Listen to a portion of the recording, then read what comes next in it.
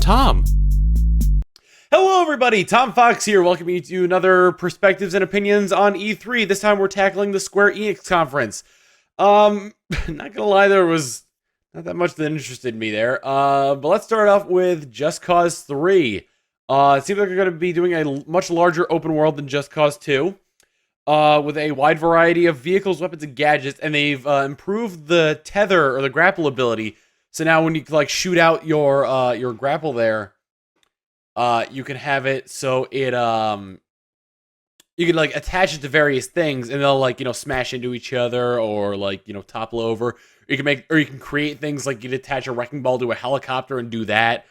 So that seems like it's gonna be a lot of fun. Hopefully, there's multiplayer in it. I don't think they've talked anything about that, at least as far as I've seen in any gaming news publications. But we'll have to see where it goes. God, I am just a mess today. Seems like you can also ride a rocket for whatever reason. It looks like there's also a lot of like mini games and like smaller missions around there that just kind of have fun with the physics and to have fun with like blowing stuff up. They talked about a new Nier game, and it looks like Platinum Games is developing. It didn't show much, just a little bit of art. The art looks good though. They did it with a couple of games actually, just showing art. After that, they talked about Lara Croft Go, which is... Oh, no, wait. They talked about Rise of the Tomb Raider before that, but honestly, that was nothing we didn't see at the Microsoft preference. One thing I noticed about that is they talked about, like, realism with that, and it's like, if she's been, doing the tomb raiding thing for a while, you'd think she'd be in a little bit, better physical condition. Like, just a little bit of muscle definition would be enough to hold me over. It just bothers me that she doesn't look like... she doesn't look like she's... been very, it's kind of like one of like her first, tombs that she's raiding, but still, you think she'd, buff up a little bit to get the job done. Personal thing, about that. And they're talking about like minute details, like, pores on face. Probably not even gonna notice that. This camera that I'm using is 1080p right now. Can you see the pores on my face? My pores are huge, and you probably can't see them. After that, they talked about Lara Croft Go, which is like a turn-based mobile game, very brightly colored. Not really sure how the gameplay is honestly supposed to work there. In all honesty, it kind of looks. I don't really know. Is it based around like turn-based, like you move a few spaces and like take out enemies, try to sneak up on them? Maybe. I don't know. I mean, like it's a mobile game, so. After that, they talked about Final Fantasy VII, but honestly, it was really just the same stuff they showed from the Sony conference. They showed off Kingdom Hearts Unchained Key, which is a mobile game. Seemed like it's going to be card-based, kind of like Chain of Memories.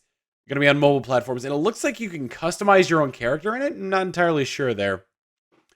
And then after that, they went to Kingdom Hearts 3, and they showed two of the characters from Birth by Sleep as not really children, but like in their teens or in their like early 20s or whatever.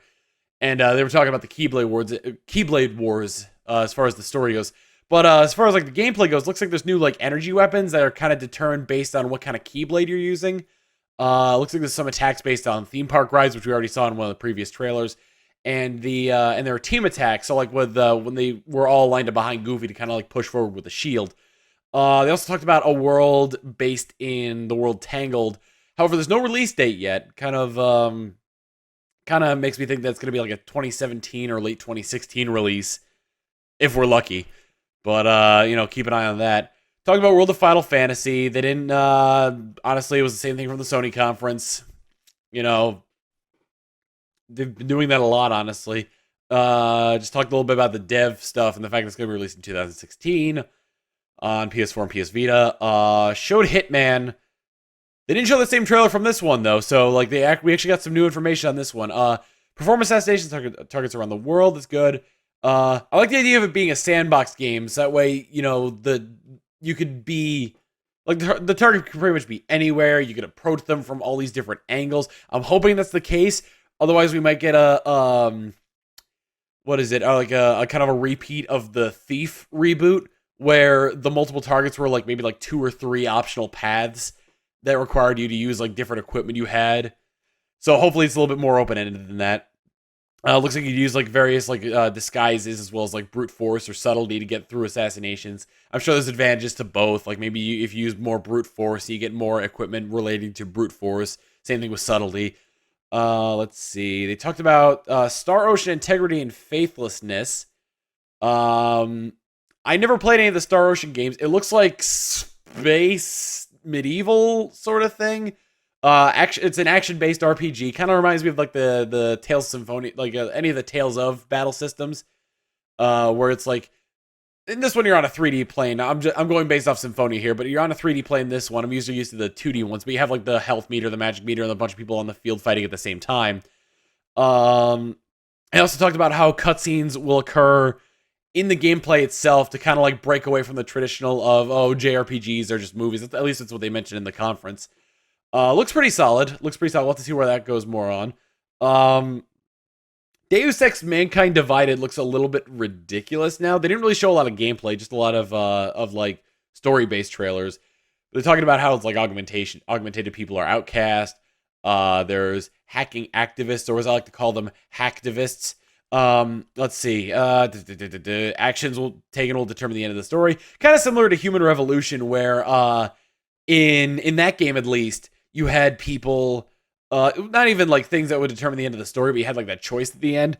Prey, and it's not like that, but if your actions really do determine the end of the story, then it could be like, certain actions you take will prevent things from happening later that'll determine the end of the story. So it's kind of like I wouldn't say like a chain reaction. Like I'm pretty sure some things are preventative and other things aren't. Probably based on like a slider or something like that, where it's like, oh, are you close to this ending, this ending, this ending? Who knows? And they also announced a new dev for Square Enix called the Tokyo RPG Factory, and they have a game called Project Setsuna in the works, which is a brand new RPG IP. Considering that Square Enix has kind of been moving further and further away from, I guess, like the traditional JRPG in a sense, like the whole turn-based or ATB system or whatnot. It's good to have kind of like this dev there to kind of pick up the slack where they left off. Kind of good considering that Bravely Default did so well, and if they have like sort of like the the cute little small sprite big adventure RPGs, then people tend to enjoy Bravely Default. So like good to work on that, good to make an entire dev team based around that concept, at least for them anyway. And really that was it. Like honestly, like most of Square Enix's presentation was based on things we had already seen. I mean, for the most part, those things that we had already seen were good, but, could you have maybe saved a little bit of it for yourself? Like they did for Hitman. They didn't do that at all for World of Final Fantasy. They didn't do that all for Rise of the Tomb Raider. I mean, like, what was the point of showing us those trailers again? You could have just said, hey, we have this, and glanced over it. Could have saved us a lot of time. Overall, it was a good presentation. We got more Kingdom Hearts 3 information. We got something that ties into the story of Kingdom Hearts with the mobile game. We still got the Final Fantasy VII remake coming. Let's see, Just Cause 3. I'm excited about that one. And let's see. I liked Human Revolution. I'm not sure how I feel about Mankind Divided yet, but we'll see. Anyway, so that was Square Enix's E3 presentation. Thank you all for viewing. I'd like to hear your opinions as well below in the comments. And next and finally, for our final thing, we're going to be tackling the PC gaming show. Hopefully that's more or less its own press conference and not just people walking around the conference floor with a camera. But we'll see. Anyway, see you all then!